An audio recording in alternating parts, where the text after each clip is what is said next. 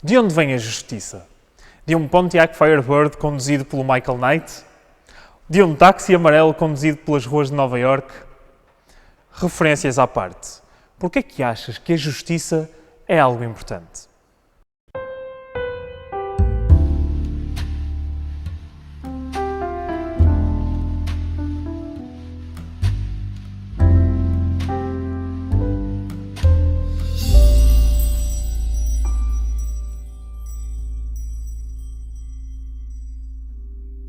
Taxi Driver é um dos filmes de culto do diretor Martin Scorsese e é de 1976.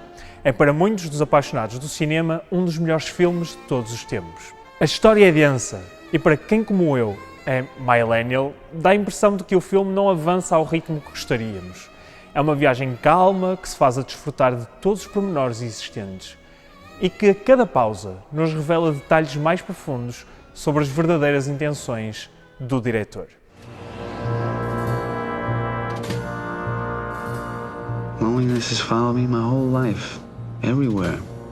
Bars and cars, sidewalks, stores, everywhere. There's no escape from God's lonely man.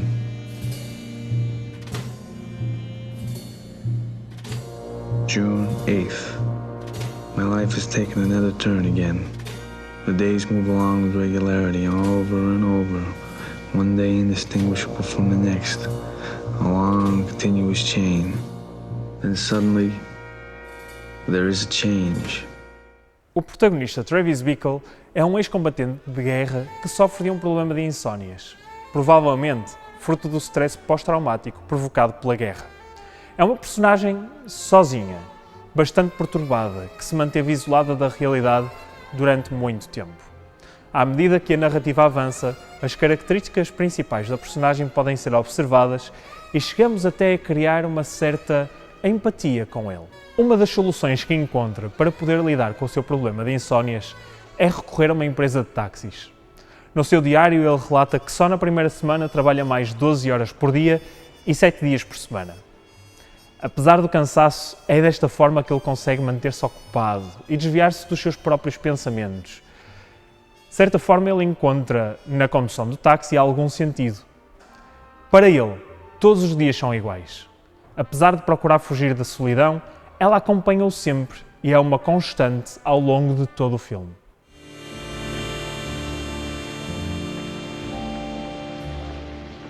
All the animals come out at night. Sick, venal. Someday a real rain will come and wash all this scum off the streets. Uma das principais questões que o filme nos apresenta, a partir do protagonista, é o seu sentido moral. Ele viaja pela cidade numa época de corrupção e de padrões morais corrompidos e o seu maior desejo é que possa chover e a cidade ser limpa, tal qual dilúvio bíblico, mas em vez de Noé e da Arca, temos um justiceiro e o seu táxi. Durante uma viagem com o candidato a presidente, Travis é questionado acerca das posições políticas. E é aqui onde compreendemos o verdadeiro sentimento que o protagonista carrega. Can I ask you something, Travis? Sure. What is the one thing about this country that bugs you the most? Well, I don't know. I don't follow political issues that closely, sir. I don't know. Oh, well, there must be something. Well, whatever it is, he should clean up this city here, because this city here is like an open sewer, it's full of filth and scum. And sometimes I can hardly take it. Whatever becomes the president should just really clean it up. You know what I mean? Sometimes I go out and I smell it, I get headaches, it's so bad, And they just never go away, Contudo, ele percebe enquanto está a ouvir o candidato que o mesmo procura dar poder aos mesmos que estão a corromper a cidade. É aqui que ele entende que a corrupção e a imoralidade em que a cidade está mergulhada não pode ser resolvida por nenhuma entidade política. Também não pode ser resolvida por nenhum indivíduo bem-intencionado. Não há solução para o desprezo e para o ódio que ele sente por tudo o que ele vê. Queremos novos céus e nova terra, mas nós não estamos dispostos a lutar contra nós próprios para lá chegar. Here's a man who would not take it anymore. A man who stood up against the scum, the cunts, the dogs, the filth, the shit. Here is someone who stood up. Here is... Apesar do trabalho conseguir funcionar como uma espécie de escape, é à medida que o filme avança que compreendemos que não está a ser suficiente para lhe dar algum tipo de sentido ou propósito. Ele encontra-se totalmente alienado das relações interpessoais, não consegue relacionar-se sequer de forma positiva com as pessoas. Para ele, todas as pessoas encontram-se sozinhas e vazias. Mesmo quando ele tem algum tipo de interesse romântico, não consegue relacionar ou encontrar algum sentido nesse mesmo interesse romântico. Após compreender o caos em que a sociedade se encontra, ele decide que ele mesmo deve ser o justiceiro. Ele será o responsável por trazer o sentido e a moral à cidade. Dear Mr. Bickle, I can't say how happy Mrs. Steensma and I were to hear that you are well and recuperating. We tried to visit you at the hospital when we were in New York to pick up Iris, but you were still in a coma. There is no way we can repay you for returning our Iris to us. We thought we had lost her, and now our lives are full again. Needless to say, you are something of a hero around this household. Ao longo de várias cenas, encontramos uma personagem mistério. A Iris é uma criança de 12 anos que se encontra a ser sexualmente explorada nas ruas de Nova Iorque.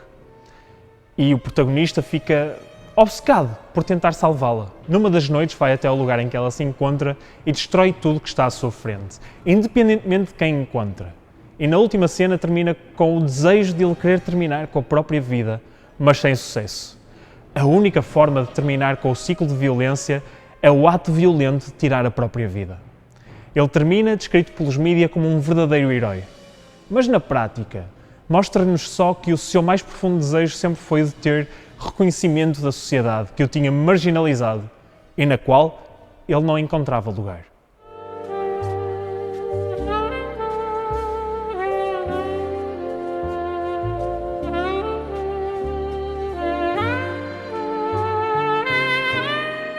Now I see it clearly. My whole life is pointed in one direction. I see that now. There never has been any choice for me. Será que o Travis tinha razão? Nós vivemos como vivemos porque não há nenhuma outra escolha. O filme termina praticamente da mesma forma como começou, como se de um ciclo infinito se tratasse. E a nossa personagem, apesar de ter sido visto, ele continua sozinho e perturbado, tal como no início.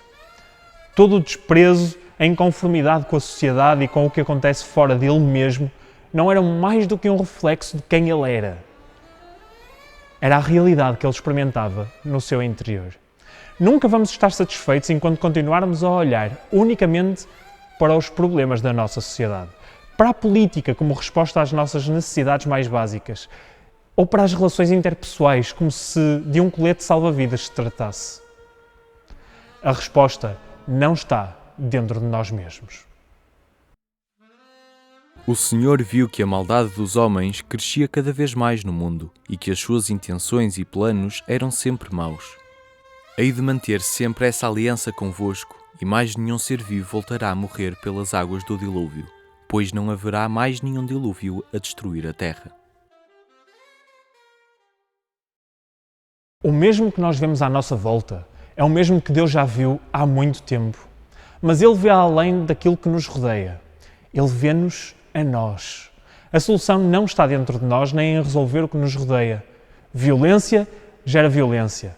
O Travis experimentou a violência da guerra e ficou traumatizado, tanto que a forma como ele decide resolver a corrupção é através da violência. E isto gera um ciclo sem fim. Deus quebra esse ciclo. Apesar da maldade do ser humano, Deus responde com misericórdia e graça. Em vez de fazer justiça pelas próprias mãos aos corruptos, Ele exerce essa justiça no próprio Filho, que quando está pendurado numa cruz, Ele pede ao Pai para perdoar aqueles que estão a feri-lo, porque não sabem o que fazem. Quando tentamos fazer justiça pelas próprias mãos, nós não sabemos o que fazemos. Mas quando decidimos aceitar a justiça de Deus, o que nós vemos é graça.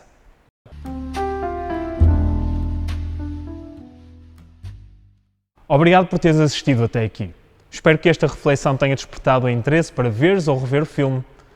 Se ainda não o fizeste, aproveita para subscrever e deixar sugestões e opiniões nos comentários.